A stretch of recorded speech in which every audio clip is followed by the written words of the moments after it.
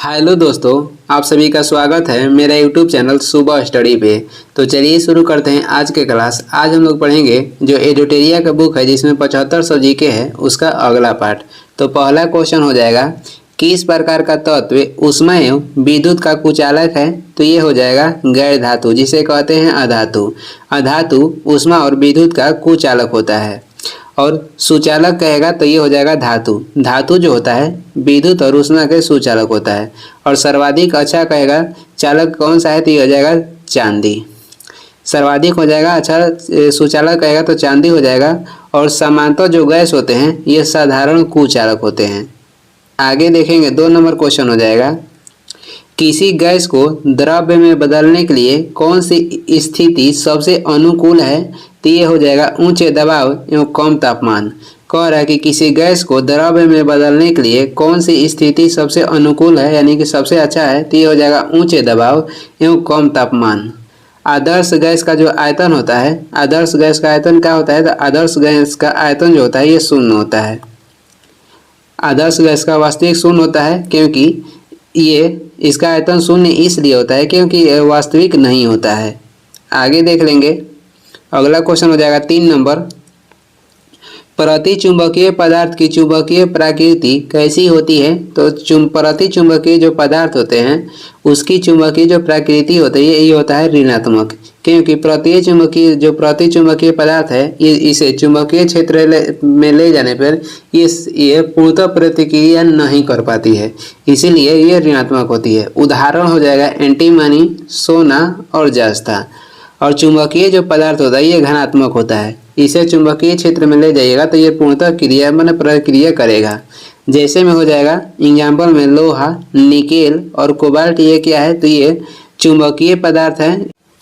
चुंबकीय पदार्थ के उदाहरण हो जाएगा लोहा, निकेल और कोबाल्ट। आगे देख लेंगे 4 नंबर क्वेश्चन हो जाएगा, जैव सुरक्षा पर कार्टाजेना प्रोटोकॉल का मुख्य उद्देश्य क्या है? तो जैव सुरक्षा पर कार्टाजेना प्रोटोकॉल का मुख्य उद्देश्य कहेगा तो जीवित संशोधित जीव के सुरक्षित संचालन और उपयोग के लिए नियम और प्रक्रिया स्थापित करना। जो जैव सुरक्षा है इस पर कार्टाजेना प्रोटोकॉल का मुख्य जो उद्देश्य है ये जीवित संशोधित जीवों को सुरक्षित संचालन और उपयोग के लिए नियम और प्रक्रियाएं स्थापित करना। और जो कार्टाजेना प्रोटोकॉल है ये अपनाया गया था कब? तो ये 2000 में अपनाया गया, यानी कि बना था और इसे लागू किया गया था 2003 में। आगे देख लेंगे 5 नंबर क्वेश्चन हो जाएगा, निम्नलिखित में से कौन सा पदन्यास ह्रासमान चालकता के क्रम में किया गया है? तो निम्नलिखित में से कह रहा है कि चालकता घटते क्रम में किस ऑप्शन में है? तो ये हो जाएगा चालकता घटते क्रम चांदी, उसके बाद कम होगा तांबा में, उसके बाद एल्युमिनियम में, उसके बाद इस्पात में। और इस्पात के जो निर्माण होता है ये होता है बेसेमर विधि द्वारा। चालकता घटते क्रम में किस में है? तो चालकता सबसे अधिक चांदी में, उसके बाद तांबा में घट जाएगा, उसके बाद एल्युमिनियम में कम होता है, इससे कम होता है इस्पात में। ये जो है घटते क्रम में था। 6 नंबर क्वेश्चन हो जाएगा, पॉलीथिलीन ग्लाइकोल का उपयोग किस प्रकार के अपमार्जक के निर्माण में होता है? पॉलीथिलीन जो ग्लाइकोल है इसका उपयोग कर रहा है किस प्रकार के अपमार्जक के निर्माण में होता है? तो ये हो जाएगा अनआयनिक अपमार्जक के निर्माण में। और ये किससे प्राप्त होता है? पॉलीथिलीन ग्लाइकोल ये प्राप्त होता है पेट्रोलियम से। साबुन कैसे बनता है? तो ये वसीय जो अम्ल होता है उससे साबुन बनाया जाता है साबुनीकरण विधि द्वारा। आगे देख लेंगे 7 नंबर हो जाएगा, अणुओं की गतिज ऊर्जा बढ़ता हुआ क्रम में कौन सा है? तो अणु के गतिज जो ऊर्जा होता है सबसे कम होता है ठोस में, उससे अधिक होगा द्रव्य में, और सबसे अधिक अणुओं की गतिज ऊर्जा गैस में होता है। आगे देख लेंगे 8 नंबर क्वेश्चन हो जाएगा। 8 नंबर है, नर में शुक्राणु जनन का नियमन किसके द्वारा किया जाता है? तो ये किया जाता है एंड्रोजन द्वारा। नर में शुक्राणु जनन का नियमन किसके द्वारा किया जाता है? तो ये किया जाता है एंड्रोजन द्वारा। और जो हाइपोथैलेमस है, हाइपोथैलेमस ये मानव शरीर में रक्तचाप निंद्रा को नियंत्रित करता है, रक्तचाप और निंद्रा को नियंत्रित करने का कार्य करता है। और एक होता है थैलेमस, और इससे किसका पता चलता है? तो मानव शरीर के दर्द, ठंडा, गर्म की पहचान किससे होता है? तो थैलेमस से होता है। और हाइपोथैलेमस से रक्तचाप और निंद्रा नियंत्रित होता है। आगे देख लेंगे अगला क्वेश्चन हो जाएगा 9 नंबर। इन्फ्लुएंजा का विषाणु है, तो इन्फ्लुएंजा जो विषाणु है ये आर्थोमिक्सो विषाणु है। आर्थोमिक्सो विषाणु कौन सा है, तो इन्फ्लुएंजा है। विश्व के सबसे सूक्ष्मतम जीव कहेगा तो विश्व के सबसे सूक्ष्मतम जीव हो जाएगा विषाणु, जिसका खोज किए थे यूनास्की 1892 में। और किस विषाणु से एड्स होता है, तो रेट्रो विषाणु से एड्स होता है। विश्व के सबसे सूक्ष्मतम कहेगा जीव कौन सा हो जाएगा, तो ये हो जाएगा विषाणु, जिसे वायरस कहते हैं। आगे देखेंगे 10 नंबर हो जाएगा। वह औषधि जिसका प्रयोग अवसाद के नियंत्रण के साथ साथ अति तनाव के नियंत्रण में होता है क्या कहलाती है, तो इसे कहते हैं इक्विबैनिल। इक्विबैनिल कहते हैं वह औषधि जिसका प्रयोग अवसाद के नियंत्रण के साथ साथ अति तनाव के नियंत्रण में होता है, उसे कहते हैं इक्विबैनिल। जीवाणु संक्रमण की इलाज किससे होता है, तो जीवाणु संक्रमण की इलाज होता है टेट्रासाइक्लिन से। टेट्रासाइक्लिन से जीवाणु संक्रमण का इलाज होता है। पेनिसिलिन जो है, पेनिसिलिन एक प्रकार का ये कवक है और इसका खोज किए थे अलेक्जेंडर फ्लेमिंग। कब कहेगा, तो 1928 में। आगे देख लेंगे 11 नंबर हो जाएगा। जठर निरोधक पेप्टाइड का कार्य होता है, जठर निरोधक पेप्टाइड के कार्य कहेगा तो जठर स्त्रावण की गतिशीलता को रोकना है। जठर निरोधक पेप्टाइड के कार्य कहेगा तो जठर स्त्रावण की गतिशीलता को रोकना है। जठर रस से दो एंजाइम निकलता है, ये हो जाएगा पहला पेप्सिन और दूसरा रेनिन। जठर रस से पेप्सिन और रेनिन निकलता है। पेप्सिन के कार्य कहेगा तो ये प्रोटीन को पॉलीपेप्टाइड में बदलता है और रेनिन जो है, रेनिन एंजाइम, ये दूध पचाने में सहायता करता है। 12 नंबर क्वेश्चन हो जाएगा। निम्न में से किस ऊतक में पुनरुद्धावन की अत्यधिक क्षमता पाई जाती है, तो ये हो जाएगा ऊतक उपकला ऊतक। कह रहा है कि किस ऊतक में पुनरुद्धावन की अत्यधिक क्षमता पाई जाती है, तो उपकला ऊतक में। और शरीर में हमें गति जिससे होती है उसमें प्रयोग होता है पेशीय ऊतक। पेशीय ऊतक के कारण हमारे शरीर गति कर पाता है। रक्त एक प्रकार के क्या है, तो रक्त एक प्रकार के संयोजी ऊतक है और ऊतक के निर्माण मानव शरीर में प्रोटीन से होता है। आगे हो जाएगा 13 नंबर। प्रकाश संश्लेषण की क्रिया का अंतिम उत्पाद क्या है, तो प्रकाश संश्लेषण की क्रिया का अंतिम उत्पाद कहेगा तो ये हो जाएगा ऑक्सीजन। और ये ऑक्सीजन या ग्लूकोज भी दोनों होता है। प्रकाश संश्लेषण की जो अंतिम क्रिया होती है ऑक्सीजन और ग्लूकोज दोनों होता है और इसमें ऑक्सीजन प्राप्त होता है जल से। और प्रकाश संश्लेषण में पेड़ पौधे किसे ग्रहण करते हैं, तो ये ग्रहण करते हैं कार्बन डाइऑक्साइड को। आगे देख लेंगे 14 नंबर क्वेश्चन हो जाएगा। लैंगिक जनन का उत्पाद समानता उत्पन्न करता है, तो ये उत्पन्न करता है नए आनुवंशिक युग में जिससे विभिन्नताएं आती है। लैंगिक जनन का उत्पाद समानता उत्पन्न करता है तो ये नए आनुवंशिक युग में जिससे विभिन्नताएं आती है। और जो अर्धसूत्री विभाजन होती है, ये अर्धसूत्री विभाजन किस में होता है, तो ये होता है जनन कोशिका में। और समसूत्री विभाजन कहेगा तो कायिक कोशिका में होता है। अर्धसूत्री विभाजन जनन कोशिका में होता है और समसूत्री विभाजन होता है कायिक कोशिका में। आगे देख लेंगे अगला क्वेश्चन है 15 नंबर हो जाएगा। ग्रहणी की उपकला द्वारा स्त्रावित कोलिएस्टोकानिन नामक जठरांत्रिय हार्मोन क्रमशः किन अंगों को उनके स्त्रावों का विसर्जन करने के लिए सक्रिय करते हैं, तो ये अंग हो जाएगा अग्नाशय और पित्ताशय। क्वेश्चन कह रहा है कि ग्रहणी की उपकला द्वारा स्त्रावित कोलेसिस्टोकानिन नामक जठरांत्रिय हार्मोन क्रमशः किन अंगों को उनके स्त्रावण का विभाजन करने के लिए सक्रिय करते हैं, तो ये हो जाएगा अग्नाशय और पित्ताशय।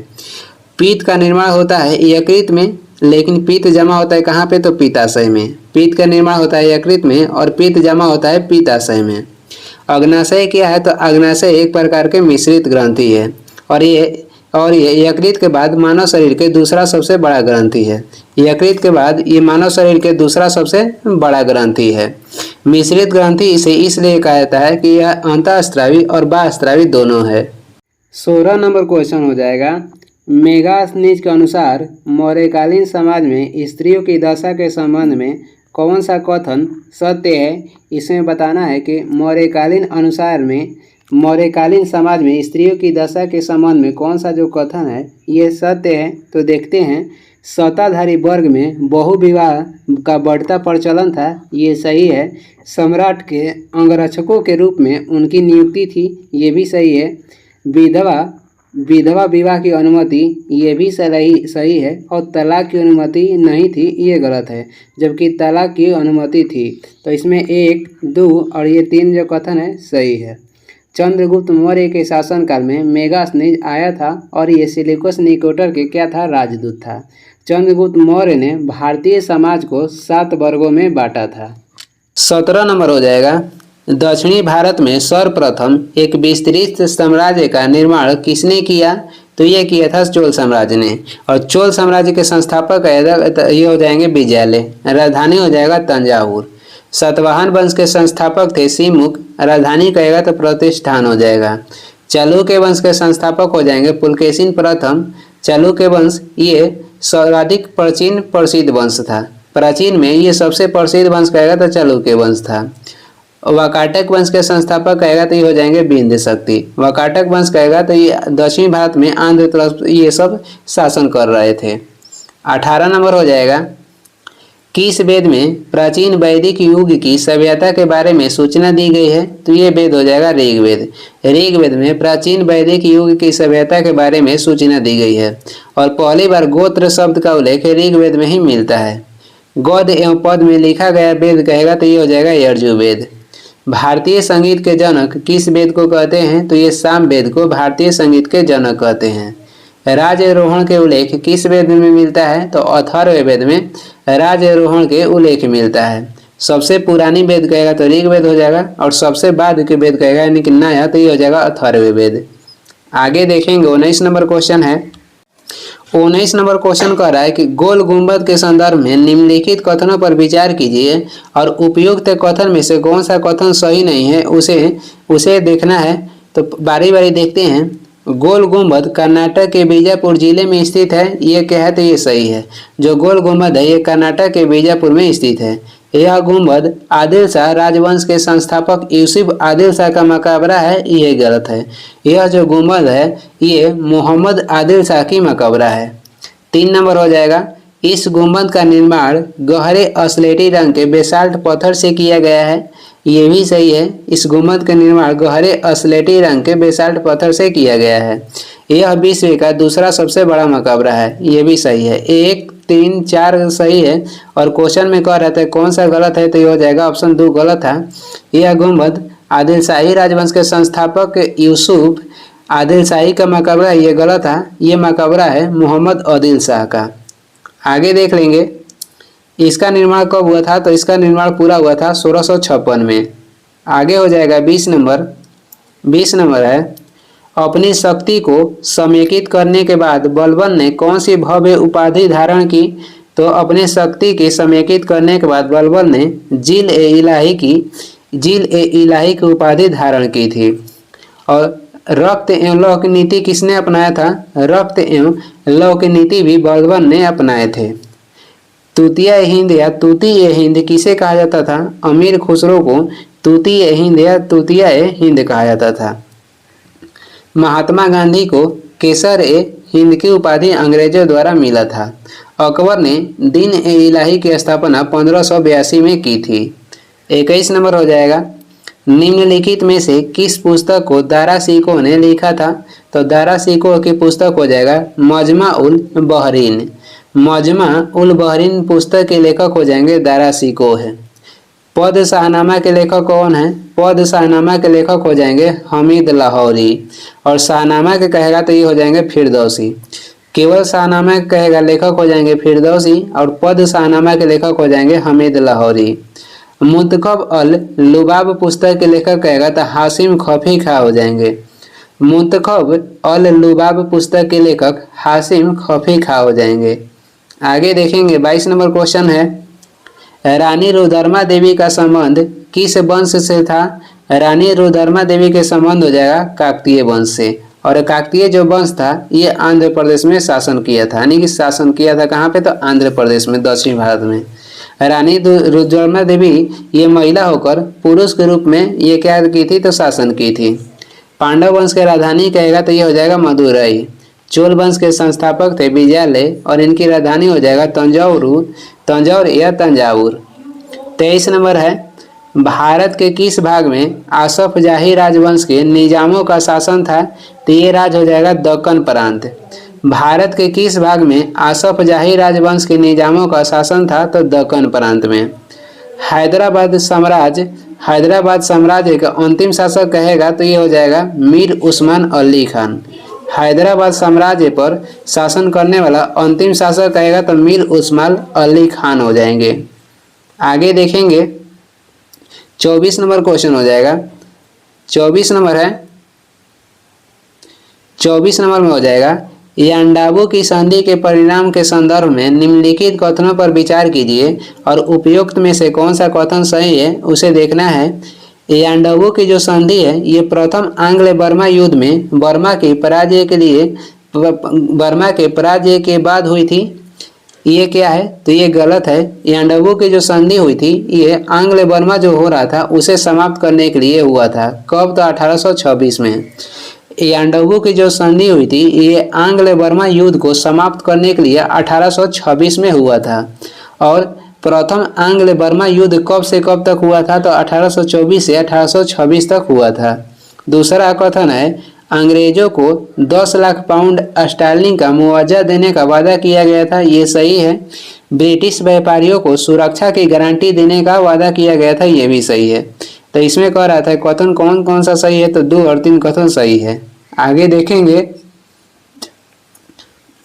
25 नंबर क्वेश्चन हो जाएगा, प्रथम भारतीय किसान स्कूल की स्थापना किसने की थी? प्रथम किसान स्कूल की स्थापना किए थे एनजी रंगा ने। प्रथम भारतीय किसान स्कूल की स्थापना एनजी रंगा ने किया था। अखिल भारतीय किसान सभा के गठन हुआ था 1936 में और यह हुआ था लखनऊ में, जिसका प्रथम अध्यक्ष थे स्वामी सहजानंद सरस्वती। स्वामी सहजानंद सरस्वती ये अखिल भारतीय किसान सभा के प्रथम अध्यक्ष थे। अवध के किसान विद्रोह के नेता कौन थे? तो ये थे बाबा रामचंद्र। आगे हो जाएगा 26 नंबर क्वेश्चन है, बेलोर का सिपाही विद्रोह किस वर्ष हुआ? बेलोर के सिपाही विद्रोह हुआ था 1806 में। बेलोर के सिपाही विद्रोह 1806 में हुआ था। और नेपोलियन फ्रांस के सम्राट कब बना? तो नेपोलियन फ्रांस के सम्राट बने थे 1804 में। और कहेगा कि ब्रिटेन को बनियों का देश किसने कहा था? तो ये कहे थे नेपोलियन ने। आगे देखेंगे, आगे हो जाएगा 27 नंबर, हंटर कमीशन की रिपोर्ट को किसने पन्ने दर पन्ने निर्लज सरकारी लीपापोती की संज्ञा दी थी?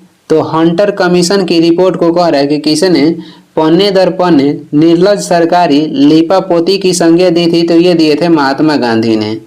हंटर कमीशन के गठन हुआ था 1882 में लॉर्ड रिपन के कार्यकाल में। और कहे नेहरू रिपोर्ट किसने पेश किया था? तो नेहरू जो रिपोर्ट था ये मोतीलाल नेहरू पेश किए थे 1928 में। रविंद्रनाथ टैगोर को पहली बार ये प्रथम भारतीय थे जिन्हें नोबेल पुरस्कार मिला था 1913 में और इन्हें दिया गया था गीतांजलि पुस्तक के लिए साहित्य के क्षेत्र में। 28 नंबर हो जाएगा, शेरशाह ने अपने संपूर्ण साम्राज्य को कितने सरकारों में विभाजित किया था? तो शेरशाह ने अपने संपूर्ण साम्राज्य को विभाजित किए थे 47 सरकारों में। इनका मृत्यु कहेगा शेरशाह सूरी की मृत्यु किस अभियान में हुआ था? तो इनका मृत्यु हुआ था कलिंजर अभियान में। शेरशाह का मकबरा कहाँ पे है? तो ये इनका मकबरा स्थित है सासाराम, जो कि रोहतास जिला में पड़ता है बिहार में। किला ए कुहाना मस्जिद का निर्माण किसने करवाया था? तो किला ए कुहाना मस्जिद के निर्माण शेरशाह सूरी ने करवाए थे और इन्होंने पहली बार रुपया के नाम से सिक्का चलवाए थे। आगे देख लेंगे 29 नंबर हो जाएगा, निम्न में कौन बिहार के प्रथम लोकायुक्त थे? तो बिहार के प्रथम लोकायुक्त हो जाएंगे वासुदेव सोहनी। वासुदेव सोहनी ये प्रथम बिहार के लोकायुक्त थे। जनहित याचिका भारत में जनहित याचिका के जनक किसे कहा जाता है? तो न्यायाधीश PN भगवती को। 30 नंबर हो जाएगा, मुंडा जनजाति की खुटकटी व्यवस्था को ब्रिटिश सरकार द्वारा कब मान्यता प्रदान की गई थी? तो मुंडा जनजाति की खुटकटी व्यवस्था को ब्रिटिश सरकार द्वारा मान्यता दिया गया था 1903 में। शांति निकेतन की स्थापना 1901 में किसने किया था? तो रविंद्रनाथ टैगोर किए थे। मुंडा जनजाति विद्रोह के नेता कहेगा तो ये थे बिरसा मुंडा। बंगाल के विभाजन 16 अक्टूबर 1905 में हुआ था। 31 नंबर हो जाएगा, निम्नलिखित ऊंचावच आकृतियों पर ध्यान दीजिए और कह रहा है कि उपयुक्त ऊंचावच आकृतियों का पश्चिम से पूर्व की ओर बढ़ते हुए सही क्रम बताइए। पश्चिम से पूर्व की ओर बढ़ते हुए सही क्रम बताना है। तो ये हो जाएगा, पहले पश्चिम की ओर महादेव पर्वत श्रृंखला और ये बढ़ते क्रम में हो जाएगा मैकाल पर्वत श्रृंखला, उसके बाद हो जाएगा छोटा नागपुर पठार और उसके बाद खांसी की पहाड़ियाँ। पश्चिम से पूर्व की ओर बढ़ते क्रम में है महादेव पर्वत श्रृंखला, मैकाल पर्वत श्रृंखला, छोटा नागपुर पठार और खांसी की पहाड़ियाँ। खांसी की पहाड़ियाँ कहाँ पे स्थित है? तो ये स्थित है मेघालय में। मैकाल पर्वत श्रृंखला कहाँ पे है? तो छत्तीसगढ़ में। महादेव पर्वत श्रृंखला स्थित है जम्मू कश्मीर में और छोटा नागपुर पठार ये झारखंड में स्थित है जहाँ से दामोदर नदी निकलती है। आगे देखेंगे 32 नंबर हो जाएगा, क्षोभ सीमा के संबंध में निम्नलिखित में से कौन सा कथन सत्य नहीं है? तो क्षोभ सीमा के संबंध में देखते हैं, यह क्षोभ मंडल और ओजोन मंडल को अलग करता है, ये गलत है। यह क्षोभ मंडल और समताप मंडल के अलग करता है। क्षोभ सीमा ये क्षोभ मंडल और समताप मंडल को अलग करता है, यही कथन गलत था और क्वेश्चन में कह रहा है कौन सा कलर जो कथन है गलत है, तो इसमें हो जाएगा ए। बाकी क्षोभ मंडल के क्षोभ सीमा के संबंध में देखते हैं, क्षोभ सीमा यहाँ तापमान लगभग स्थिर रहता है। इसकी मोटाई कहेगा तो 1 से लेकर 1.5 किलोमीटर तक पाई जाती है। इसकी निचली सीमा पर जेट हवाएं चलती है। आगे देखेंगे 33 नंबर हो जाएगा, निम्नलिखित द्वीपों को उनके क्षेत्रफल के अनुसार अवरोही क्रम में लगाएं, यानी कि घटते क्रम में लगाना है। तो सबसे बड़ा द्वीप हो जाएगा ग्रीनलैंड, इससे छोटा है न्यू गिनी और इससे छोटा कहेगा तो बोर्नियो है और इससे छोटा हो जाएगा मेडागास्कर। मेडागास्कर जो द्वीप है, मेडागास्कर ये हिंद महासागर के सबसे बड़ा द्वीप है। ग्रीनलैंड ये सबसे बड़ा द्वीप हो जाएगा, विश्व के सबसे बड़ा द्वीप हो जाएगा ग्रीनलैंड, जिस पे डेनमार्क का अधिकार है और ये स्थित है आर्कटिक महासागर में। विश्व का सबसे बड़ा द्वीप हो जाएगा ग्रीनलैंड, जिस पे डेनमार्क का अधिकार है और ये स्थित है आर्कटिक महासागर में। और वही कहेगा हिंद महासागर के सबसे बड़ा द्वीप, तो ये हो जाएगा मेडागास्कर। हिंद महासागर के अन्य नाम कहेगा तो रत्नाकर हो जाएगा। रत्नाकर किसका अन्य नाम है? तो ये हो जाएगा हिंद महासागर के अन्य नाम। आगे देख लेंगे 34 नंबर, यदि सूर्य और पृथ्वी के बीच की दूरी 1/4 कम हो जाए तो सबसे अधिक संभावना किस बात की होगी? तो सबसे अधिक जो संभावना होगी ये हमारे वर्ष की अवधि कम हो जाएगी। पृथ्वी और सूर्य की जो अधिकतम दूरी होता है ये होता है 4 जुलाई को, जिसे कहते हैं अपसर। और पृथ्वी और सूर्य की न्यूनतम जो दूरी होती है ये 3 जनवरी को होती है, जिसे कहते हैं उपसर। आगे देख लेंगे 35 नंबर, 44वां संशोधन के पश्चात राष्ट्रपति को निम्नलिखित परिस्थितियों में राष्ट्रीय आपातकाल घोषित करने का अधिकार प्राप्त है। तो ये निम्नलिखित स्थिति कौन कौन सा है? तो बाह्य युद्ध या बाह्य आक्रमण या सशस्त्र विद्रोह से उत्पन्न परिस्थिति में राष्ट्रपति क्या कर सकते हैं? तो आपातकाल घोषित कर सकते हैं। अभी तक राष्ट्रीय आपातकाल कब कब लगा है? तो पहली बार कहेगा तो 1962 में, उसके बाद 1971 में और उसके बाद 1975 में। और 1975 में जो राष्ट्रीय आपातकाल लागू हुआ था ये आंतरिक अशांति के कारण लागू हुआ था। राष्ट्रीय आपातकाल अनुच्छेद 352 के तहत लागू होता है और इसे लागू करने के लिए संसद से अनुमोदन लेना पड़ता है। कितने दिन के भीतर? तो 30 दिन के भीतर राष्ट्रीय आपातकाल लागू करने के लिए संसद से अनुमोदन लेना पड़ता है। 36 नंबर हो जाएगा, इनमें से किसने कहा भारतीय न्यायपालिका विलासी मुकदमेबाजी से ग्रसित है? तो ये कहे थे NV रमना ने। और जो राम मंदिर के फैसला आया था अयोध्या के राम मंदिर बनवाने के लिए, ये फैसला कौन सुनाए थे? तो ये सुनाए थे रंजन गोगोई। और भारत में लोक बिल के जनक किसे कहते हैं? तो PN भगवती को भारत में लोक बिल के जनक कहते हैं। 37 नंबर हो जाएगा, Pakistan and the partition of India पुस्तक के लेखक कौन है? Pakistan and the partition of India पुस्तक के लेखक हो जाएंगे doctor Bhimrao Ambedkar. Republic party of India के का गठन किसने किया था? तो ये डॉक्टर भीमराव अंबेडकर ही ने किए थे। रिपब्लिक पार्टी ऑफ इंडिया के गठन भी भीमराव अंबेडकर ही किए थे। पाकिस्तान के प्रथम गवर्नर कौन बने, तो ये बने थे मोहम्मद अली जिन्ना। और पाकिस्तान की मांग पहली बार किसने किया था, तो ये किए थे मोहम्मद इकबाल ने। आगे देखेंगे 38 नंबर हो जाएगा, निम्नलिखित में से किस अधिनियम के तहत लॉर्ड कॉर्नवालिस को काउंसिल के फैसले को रद्द करने का अधिकार मिला, तो ये अधिनियम हो जाएगा 1786। 1786 के अधिनियम के तहत कॉर्नवालिस को अपनी काउंसिल के फैसले को रद्द करने का अधिकार मिला था। बंगाल के गवर्नर जनरल किस अधिनियम के तहत बनाया गया था, तो रेगुलेटिंग एक्ट 1773 के तहत बंगाल के गवर्नर को गवर्नर जनरल बनाया गया। और 1813 के अधिनियम के तहत व्यापार पर कंपनी का एकाधिकार समाप्त किया गया। आगे देखेंगे 39 नंबर हो जाएगा, सर्वोच्च न्यायालय ने निजता के अधिकार को अनुच्छेद 21 में वर्णित जीवन के अधिकार, जिसे मौलिक अधिकार कहते हैं, का भाग माना है। इस मुद्दे पर निर्णय देने वाली संवैधानिक पीठ के अध्यक्ष कौन थे, तो ये हो जाएंगे JS खेहर। सर्वोच्च न्यायालय ने निजता के अधिकार को अनुच्छेद 21 में वर्णित जीवन के अधिकार का भाग माना है। इस मुद्दे पर निर्णय देने वाले संवैधानिक पीठ के अध्यक्ष कौन थे, तो ये थे JS खेहर। और जस्टिस M हिदायतुल्ला एक ऐसा मुख्य न्यायाधीश है जिन्होंने भारत के राष्ट्रपति के स्थान पर भी कार्य किए हैं। आगे देखेंगे, आगे हो जाएगा 40 नंबर, उच्चतम न्यायालय के न्यायाधीशों की संख्या की वृद्धि करने की शक्ति किसके पास है, तो उच्चतम न्यायालय के न्यायाधीशों की संख्या में वृद्धि करने का अधिकार ये स्थित है संसद के पास। मंत्रिपरिषद के अध्यक्ष कौन होते हैं, तो मंत्रिपरिषद के अध्यक्ष प्रधानमंत्री होते हैं। और सर्वोच्च न्यायालय के मुख्य न्यायाधीश या न्यायाधीश की नियुक्ति कौन करता है, तो ये करते हैं राष्ट्रपति अनुच्छेद 124 के 2 के तहत।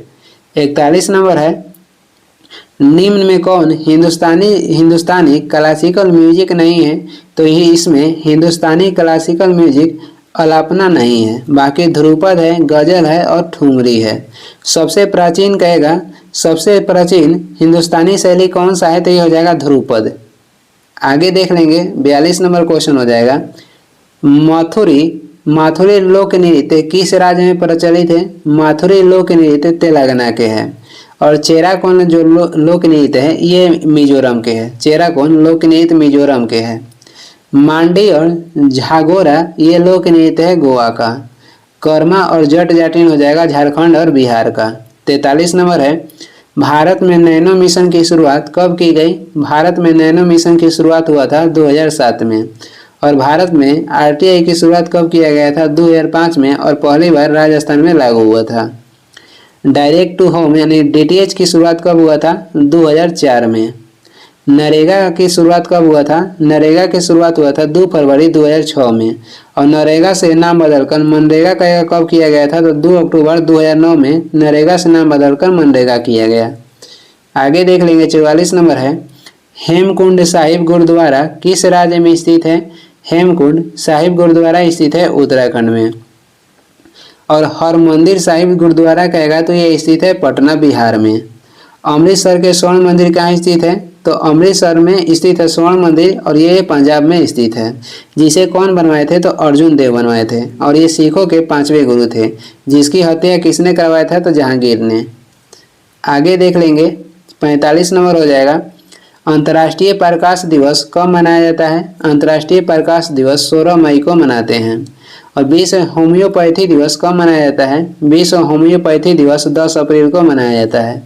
विश्व दूध दिवस मनाया जाता है 1 जून को।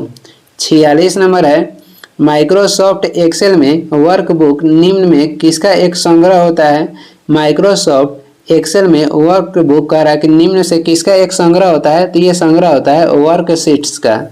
माइक्रोसॉफ्ट के संस्थापक कौन थे, तो बिल गेट्स एंड स्टीव। आगे देखेंगे 47 नंबर हो जाएगा, सार्वजनिक ऋण पर प्राप्त ब्याज किसका भाग है, तो ये सरकार द्वारा अंतरण भुगतान के। सार्वजनिक ऋण पर प्राप्त ब्याज किसका भाग है, तो सरकार द्वारा अंतरण भुगतान के।